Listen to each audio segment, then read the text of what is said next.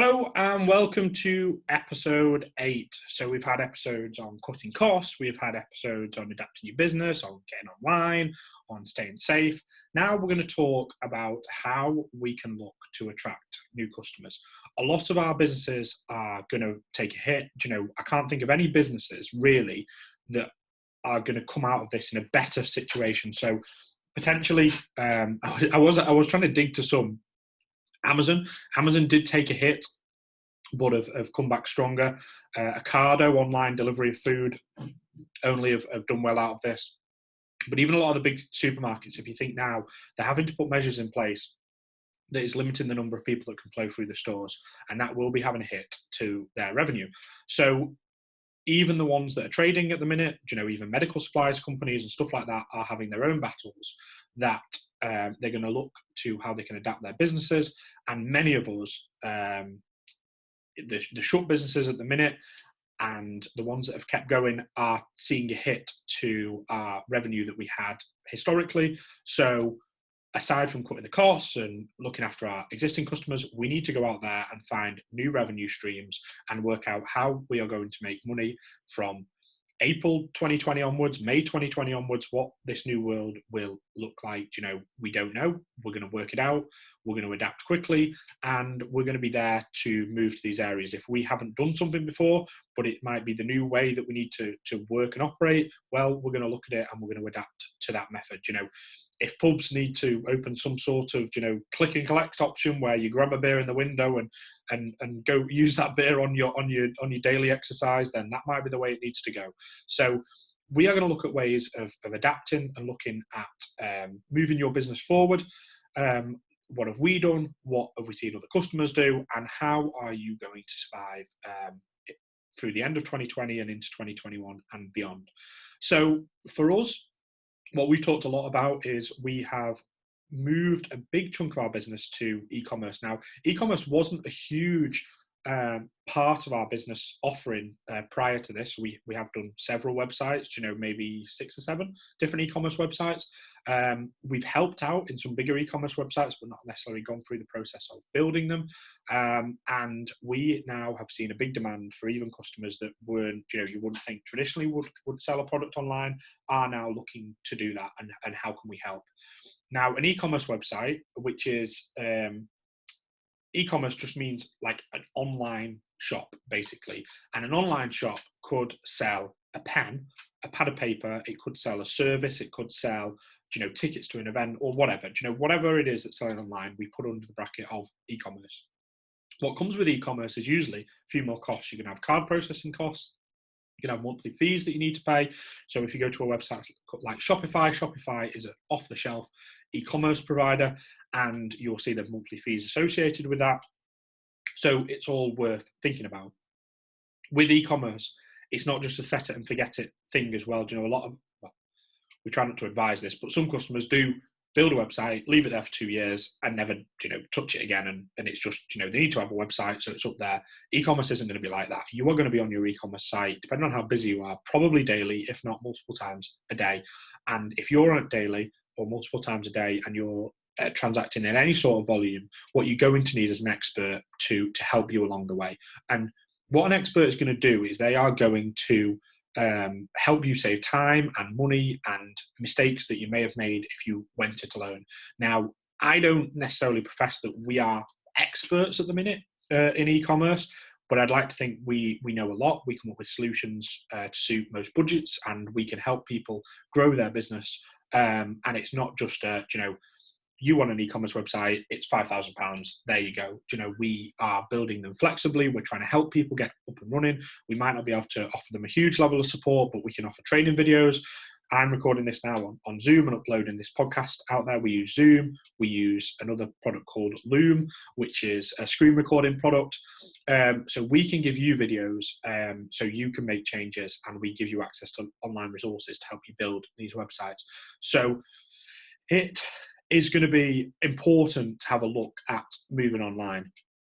This is a way of getting new customers because they might feel safe. First off, we mentioned in the last episode, safety. Click and collect is going to be a big option. If your competitors are not online and are taking orders over the phone or email, and customers can't get through, they can't get confirmation, the process wasn't easy, it was all a mess. Whereas if you can provide an online website that they can go in, click, do their order, and away they go in 5-10 minutes, and know that they're going to be able to pick it up in a week's time or whenever you say, we maybe a little slight shift away from the Amazon model of everything being available in the next 2 minutes.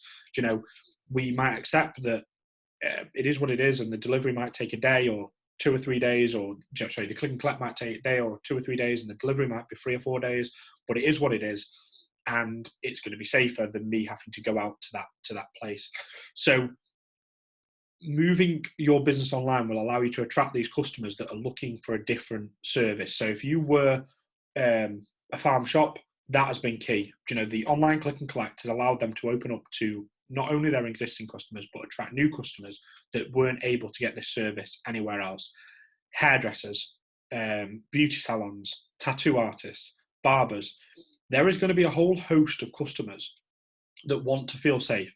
Now, you can be promoting these services of feeling safe and have that as your USP, and that will attract new customers. For us, we pushed virtual tours. It's something that we've always offered, not something that we've pushed front and centre, but we've pushed virtual tours, and these have been super popular. We have pushed that people can outsource services to us. So while they've furloughed staff, people have been outsourcing social media to us. Obviously, if the staff member costs, say, £2,000 a month, they've furloughed that staff temporarily, they've come to us, and we can come up with some solution for social media for them temporarily, with the understanding that that staff member might come back in and take that back over, or we can then assist them long term. We are looking at different options for getting customers. This is also a good time when you have downtime to be banging the door down of any potential new customers that you want to get involved in. If you are a pub, let's say, at the minute, you might now have an opportunity to start organising bands, start making connections with people that might run certain nights, quiz nights, or event nights in your pub. You might be diversifying. So have these conversations with people. They're going to be sat at home twiddling the thumbs. You're going to be sat at home twiddling your thumbs. Why not have these conversations now? If you're a pub and you do weddings, let's say, a lot of weddings have been cancelled. Why not come up with a wedding package that allows a couple to have a really nice day with close friends and family, and then they can have their big party, 6 months down the line, a year down the line, whenever that is right. We've seen in the hospitality industry, people reaching out to key workers and people in times of need. Now, these are new customers that you have to be very careful in that. I'm not saying that you approach, a local hospital that you're nearby and charge full rack to the nurses and doctors that are just desperate for some accommodation that's away from home. This is a time to be compassionate and look to maybe offload them rooms at the cheapest you can possibly offer to cover your costs or to make a very small profit. And don't just think about the profit that makes now. Think about the stories that these people will share with their family and what you did. Think about that they will then maybe use you in future. The hospital ain't moving. You might be looking after them now, but the hospital trust or whoever runs that hospital may remember how you dealt with their nurses and doctors in the time of need and then use you in future. Maybe they don't use the big chains anymore. It does look like a lot of other countries have opened up small business earlier than they've opened up big business. So this is a time for small businesses to really get active and get proactive and look at what they do. Local restaurants, key thing there, people have proactively been going out and offering delivery if they haven't offered delivery before. If you are not offering some sort of online delivery service or, click and collect, if you're a restaurant, you really need to look at that option now. People probably, I just think there's a huge proportion of people that aren't going to want to sit in a restaurant for at least the next year, maybe even longer. So how can you provide a safe way? Now, I know some of the restaurants that I love, I want to go to, I want to eat their food. But if my mum and dad don't want to go to that restaurant, it might be that we look to get a takeaway or a cook-at-home meal from them instead of the normal sitting in the restaurant. So you need to think about how you can adapt, what new customers you can get, and it might be a complete pivot. You might change your business completely, but so what? This is about survival. This is about having a business in 6 months' time. This is about being able to feed your family. This is about being able to pay your bills. On the new customer front, this is complete diversions away from that, but in pivoting, I think I've mentioned it before, I've seen other self-employed business owners at the minute that have been shut down. Let's say they're a hairdresser and they can't trade and they've gone off and they've got a job in Asda or wherever it's taken that's employing at the minute, and they're paying their way and they've got enough money that they can cover their bills and they're not getting themselves into financial difficulty, so that when they can reopen, they're ready to reopen, and it's not just about paying off the debts or whatever, and the worry that that can bring. So get out there, look at new options, look at new things you can do. Don't get stuck in your ways, and adapt in this scenario. See if you can get some new customers, and fingers crossed we'll be seeing as many as you towards the end of 2020 and into 2021, that we can survive, we can thrive, and we see maybe a little mini boom after this where we can all pick up and have some great successful businesses. So I hope you've enjoyed this little mini series. We're going to think about what else we can do and what information we can put out there as things are changing. Maybe some case studies of what we've done with people, get people on that we've done some work with, if I can arrange that, and if it all works over Zoom neatly and nicely and doesn't look too pants. So I hope you've enjoyed the episode. If you have any questions, or if there's anything you think we can help with, please do get in touch. My email is callum, CALLUM, @morganbranding.co.uk, or go to our website and fill in a contact us form, or however you want to message us, Instagram, WhatsApp, whatever you want to do. Get in touch and we would love to help. So I hope you all stay safe.